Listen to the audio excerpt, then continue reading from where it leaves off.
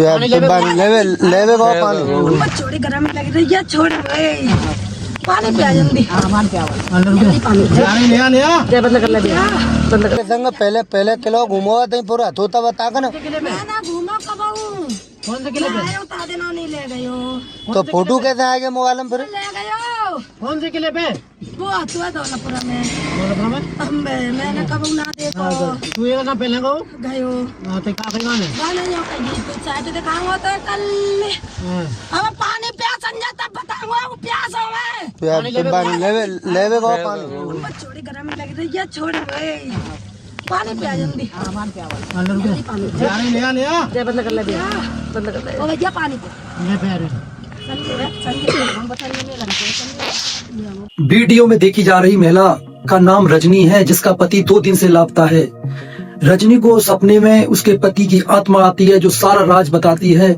Video में अंत तक बने रहें, आपको सारे राजों से पर्दाफाश करूंगा। आपका दोस्त बी राघवा। यह मामला राजस्थान राज्य के धौलपुर जिले में स्थित थाना सैपऊ दोनारी गांव का है। 34 वर्षीय रविकांत सिंह है और उसकी पत्नी रजनी और उसके 2 बच्चों के साथ रहता था।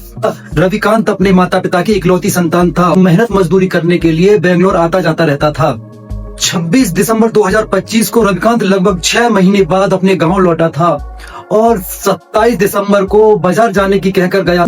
जब लेट नाइट तक उसका कहीं अता पता नहीं लगता तो घर वालों को बड़ी चिंता होती है और घर वाले उसका फोन करते हैं, फोन भी उसका स्विच ऑफ आता है। घर वाले थाने में जाकर रविकांत की गुमशुदगी की रिपोर्ट दर्ज कराते हैं और पुलिस जांच में लग जाती है।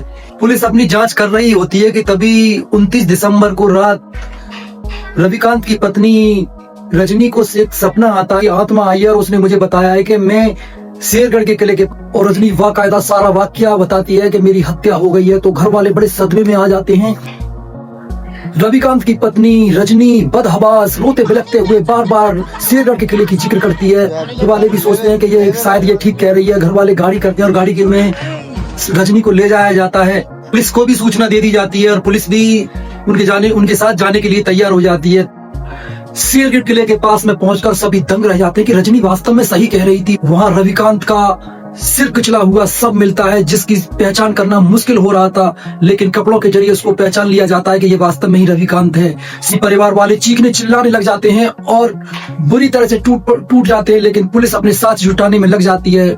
वहां जिससे सर कुचला हुआ था वो पत्थर मिलता है और उसके अतिरिक्त सभी एक चीज देखकर दंग रह जाते हैं कि ये क्या, के पास रजनी का दुपट्टा मिलता है। वहां दुपट्टे को देखकर सभी गांव वाले और परिवार वाले सदमे में आ जाते हैं कि आखिर ये रजनी का दुपट्टा यहाँ कैसे आया। पति का सब देखकर रजनी की हालत खराब हो जाती है। वो रो रो कर बेहोश हुई जा रही थी। सभी घर वाले उसकी चिंता कर रहे थे कि बेचारी का क्या हुआ, लेकिन दुपट्टा का पता चलते ही रजनी वहां से चुपचाप खिसक जाती है। उसको पक्का यकीन हो जाता है कि हो ना हो इसके पीछे रजनी का ही हाथ है। जब रजनी को पकड़ा जाता है तो सारे राज खुलते हैं। वो राज खुलते हैं जिसे सुनकर आप दंग रह जाओगे। रजनी से जब पुलिस पूछताछ करती है तो चौंकाने वाला सा सामने आता है कि रजनी ने ही अपने प्रेमी के द्वारा अपनी पति की हत्या कराई थी और नौटंकी बाज रजनी सबको बेवकूफ बना रही थी कि मुझ पर पति की आत्मा आई है, जबकि रजनी को सब पता था कि उसके पति के साथ में क्या हुआ है। रजनी के प्रेमी का नाम शाहरुख है जो ऑटो ड्राइवर था।